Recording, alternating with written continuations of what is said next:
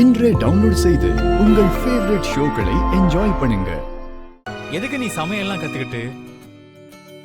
நீ தான் நல்லா டான்ஸ் பண்ணுவேல, நீ ஏன் டான்ஸ் கிளாஸ் ஆரம்பிக்க கூடாது? என்னடா சொல்ற? நான் ஆடி ரொம்ப நாள் ஆச்சு. அதுக்கு என்ன, திரும்ப பிராக்டிஸ் பண்ணு. ஏதாவது ஒரு ஆளுகிட்ட கிளாஸுக்கு போ. அப்புறம் நீ ஒரு கிளாஸ் ஸ்டார்ட் பண்ணு. அதுக்கு என்ன வேணுமோ நான் பண்ணி தரேன். ஆமா மாயா, சமையல் எல்லாம் ஒரு விஷயமா? அது யார் வேணாலும் பண்ணலாம். ஆனா எல்லாராலையும் உன்ன மாதிரி அழகா டான்ஸ் ஆட முடியுமா சொல்லு? அத நீ பசங்களுக்கு கத்து கொடுக்கலாம்ல. மருமகளே, என் பையன் இப்பதான் உருப்படியா யோசிக்கிறான். டேய் சீனு, சூப்பர்ரா. அண்ணி, நீங்க பாட்டு பத்திரிக்கை எழுதி முடிச்சாச்சுன்னு நினைச்சு அமைதியா இருக்காதீங்க. சீக்கிரமாவே எல்லா வேலையும் முடிச்சிடணும். யோ பார்வதி, அதெல்லாம் நான் பாத்துக்கிறேன். சரியா? அங்க போறங்க. டான்ஸ் கிளாஸ் ஆரம்பிக்க எனக்கு ஓகே தான். ஆனா நான் தனியா பண்ண மாட்டேன். என் கூட ஆடுறதுக்கு ஒரு பார்ட்னர் வேணும். அப்படி யாருமா இருக்கா?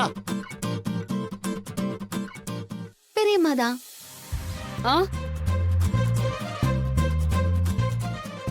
ஐயோ, நானா?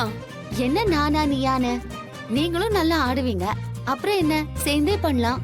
போ மாயா, ஏற்கனவே உன் பெரியப்பா கிட்ட நான் திட்டு வாங்கிட்டு இருக்கேன். ஐயோ, புதுசா இதுலயாவது மாட்டி விட்டுறாதம்மா.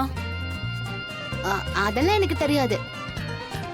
சீனு, நான் கிளாஸ் ஆரம்பிக்கணும்னா பெரியம்மாவும் என் கூட பார்ட்னர் ஆகணும். சீனு மாமா, அதுக்கு பெரியப்பா கிட்ட பெர்மிஷன் வாங்க வேண்டியது உங்க பொறுப்பு.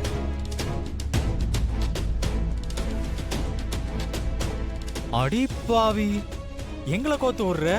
டேய், பொண்டாட்டிக்கு சப்போர்ட் பண்றது மட்டும் முக்கியம் இல்ல, அதுல வர பிரச்சனையையும் ஃபேஸ் பண்ணணும். அப்படியா சொல்ற?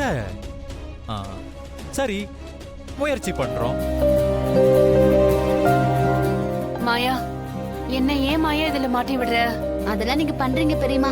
ஆமாமா, இந்த வீட்ல 2 நாட்டிய பேரொழிங்க இருக்கீங்க. அந்த ஒளி எல்லாத்துக்கும் பரவணும். இந்த மாயா இந்த வீட்டை விட்டு போவே மாட்டா போல இருக்கே. அது இதுன்னு ஏதாவது அடுத்தடுத்த பிளான் பண்ணிக்கிட்டே இருக்காது. இவன் மொத்த பிளானையும் உடைக்கிறேன் பாரு. பிளானா பண்றீங்க? பிளான் இருக்கு உங்க எல்லாருக்கும்.